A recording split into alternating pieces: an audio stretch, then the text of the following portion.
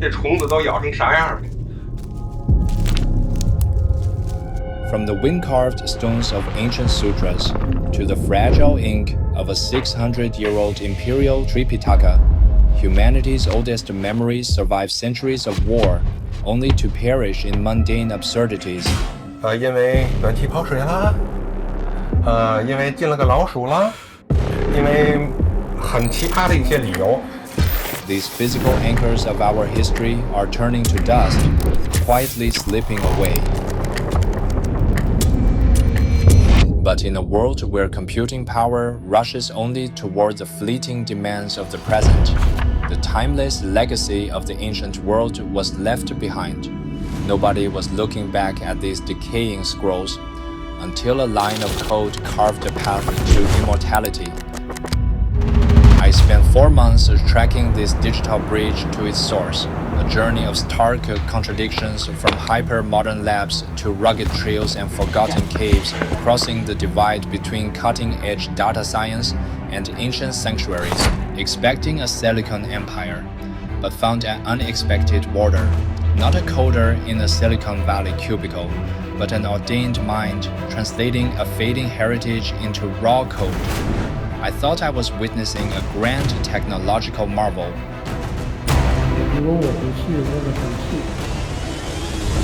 Congratulations to the AlphaGo team for really interesting. It started with a single solitary sound. A black stone hits a wooden board. A machine named AlphaGo makes a move no human brain could fathom. To the global media, that tiny clack was the opening gunshot of an AI apocalypse. But thousands of miles away, inside a silent temple, that very same sound inspired a physicist turned monk named Xiang Chao to use AI for a different quest, rescuing 1,000 years of human civilization from decaying paper. 进入了这三角形内部，是吧？或者是别的点进入到这三角形内部之后，它这。10 years later, in 2026, he refused to show his face on camera, choosing to remain an anonymous ghost inside his own software. To see the flesh behind this invisible voice, we have to hack into our 2024 archives. 是因为我呢，就是做大量经研究。大量研究呢，那么其中呢，它分2种经典，一种是从印度翻译过来的经典，还有一种是我们中国僧人自己就是编写的这些。The Tripitaka, a massive 1,000-year-old matrix of sacred human knowledge, was locked away on fragile pages. For decades, local researchers lacked their own digital tools, forced to rely on overseas databases. Traditional preservation meant throwing an army of scholars into endless, mindless proofreading. Xiang Chao refused to waste some of the finest minds on low-level repetition. 他负责找些数据，还有就提一些要求，对，提一些产品经理的角色，然后我就负责把他的想法来实现。Until 2020, the world has changed. The secular tech team he relied on dissolved overnight. The loop of communication broke.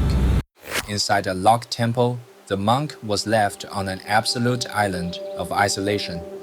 实际上，从那个时候我才开始考虑说自己去写程序，因为那个时候的感觉就是，好像就周围人已经帮不上我什么忙了，因此所以说，这是一种叫什么呢？叫做是一种困境之中吧。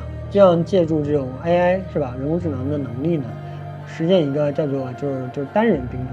His transition into the world of code followed the sharp, violent arc of any rare prodigy. But the true narrative isn't how quickly he mastered the tool, it's the daunting, deeply entrenched crisis he set out to solve once he crossed that threshold. Ancient Buddhist scriptures are not flat documents. They are complex spatial architectures. A single page of the Tripitaka is a nightmare of multi-layered layout. Giant main characters wrapped around microscopic, dual-line interlinear commentaries. To a standard commercial AI, it was pure chaos. Without deep historical experience, a programmer cannot accurately evaluate if a recognized character fits the philological reality of an ancient script. They were fighting a blind war with brute force. To shatter this technical deadlock, Xian Chao engineered a formidable algorithmic ambush, a brilliant mathematical trinity that forces 3 distinct neural networks to cross-examine the exact same character simultaneously. First, a deep learning single character model dissects and isolates the geometry of individual visual strokes. Second, a sequential column model tracks the linear and spatial flow of the vertical text. And third, a native language model calculates contextual semantics, scoring the probability of every candidate character against its neighbors. By synthesizing these independent scores, this multi-layered framework slices the error rate clean in half with each added model, plummeting from 6% to a mere 1.5%, achieving a staggering 98.5% accuracy where commercial tech completely choked. With the text finally decoded, the laboratory ghost was given a physical form, but an algorithm is only an abstract theory until it leaves the sanctuary and collides with the chaotic reality of the human world. The true test of fire was about to begin. 你失败了是吗？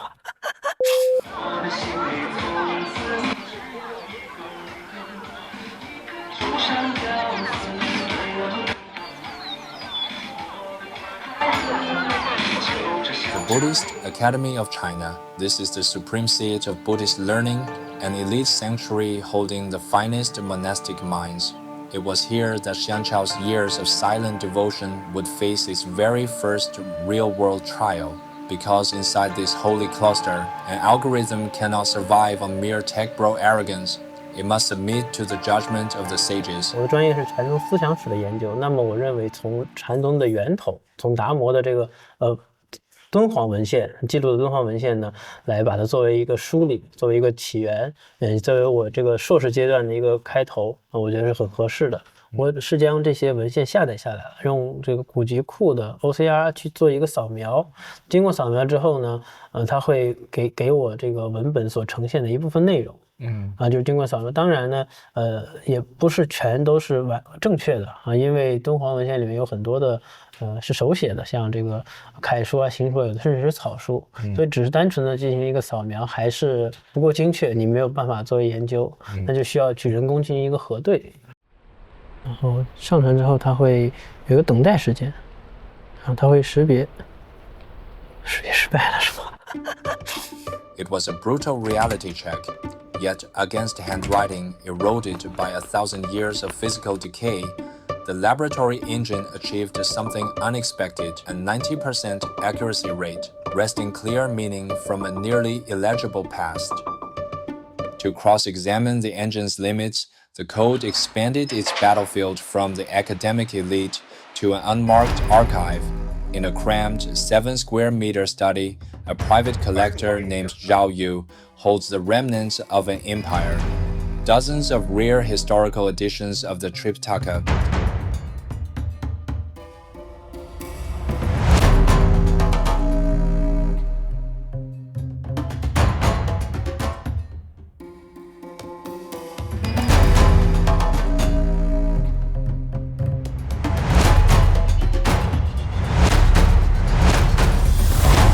古籍和其他文物品类有一个非常重要的区别，就是它具有非常独特的知识以及文化属性。那么这些知识和文化属性呢，一定是通过古籍当中的文字作为载体保存下来的。对就是那么有人读。是的，一定让大家了解文字的内容。古籍火起来，并不是说我们把这个书让它火起来，而是说我们书当中的知识、文化传承让它火起来。Zhao Yu's philosophy found its radical alter ego inside a secular university office. Professor Liu Yun doesn't deal with the pristine, standardized words of the gods. He unleashes the algorithm upon a terrifying, chaotic ocean of 1.8 billion words of early 20th century civilian journalism. 历史研究，不管你是研究语言呀，还是这个政治，对吧？还有报刊什么的，他们都是第一手的材料啊。以前做研究你只能去翻报纸，一页一页的翻啊。比如说我想找一个人，10几亿字，那是大海捞针。人家说长江天堑，非渡不得，就是说这个地方呢，过了南京，江北是扬州。When I tried to read these century-old pages myself, I felt entirely submerged in the linguistic chaos. In a language undergoing violent transition, familiar modern words carried completely alien meanings. 特别像一些那个报纸，它那个都已经这个碎掉了，碎片掉了，碎片化了。如果我们现在不对它们进行这个数字化的话，那可能这些东西它可能真的会消失。But the chaos of early journalism was only a fraction of the scale. Professor Liu's archive spans a breathtaking treasury of unstandardized history, from rare language textbooks authored by literary titan Lao Shi during his years in London to exclusive diplomatic guides carrying the personal notes of a French ambassador, down to a 5 million RMB collection of hand-annotated performance scripts from Peking opera legend Zheng Yanqiu. To parse this boundless, erratic universe through manual human labor is no longer just grueling, it is a physical impossibility.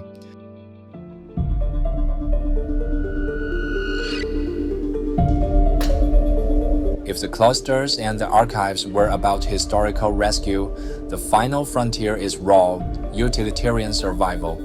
In the ultra-modern metropolis of Hong Kong, the elite archives of the Chinese University of Hong Kong hold an 1,800-year-old medical treaty, the Shanghan Lun, a text that holds the empirical formulas to surviving modern pandemics. 因為學生佢係會面對好多好陌生嘅方劑啦，咁嗰陣時佢可能會覺得好大負擔嘅，因為完全掌握唔到出呢啲方劑醫師佢哋係點樣參考出嚟嘅。如果我哋能夠從最原文嘅經典開始演示俾佢睇唔同方劑嘅分別，咁最尾幫到佢理解話你而家睇緊呢張現代醫師出嘅方劑，最有可能係嚟自商堂入邊邊啲嘅思路，邊一條嘅方劑嘅話咧係最好嘅。Under the analytical lens of data science, the precise ratios of these ancient prescriptions discovered their exact coordinates in digital space. 我哋將唔同嘅方劑去分類啦，整成唔同嘅 cluster， 發覺有一個好極端嘅 outlier 嘅，就係烏梅丸方啦。睇翻烏梅丸方嘅數據咧，佢係用咗14味藥嘅，係成本書入邊用藥材用得最多嘅方劑啦。大部分方劑咧都淨係用3至7味藥嘅，咁所以呢個係第一個佢唔同之處啦。第二個唔同之處咧就係佢用咗烏梅同埋熟椒，其實係得佢呢個方劑喺商學裏邊係用呢個組合嘅啫。所以當我哋將佢變成數學嘅向量啊，喺向量空間上咧，佢就比起其他 cluster 咧係顯得特別之離群，更加之孤立嘅。When an 1800-year-old scroll maps flawlessly onto a modern matrix, it shatters our chronological arrogance. The ancient sages weren't just blending herbs, they were structuring bioalgorithms. In this hypermodern metropolis, computation didn't invent a new shield.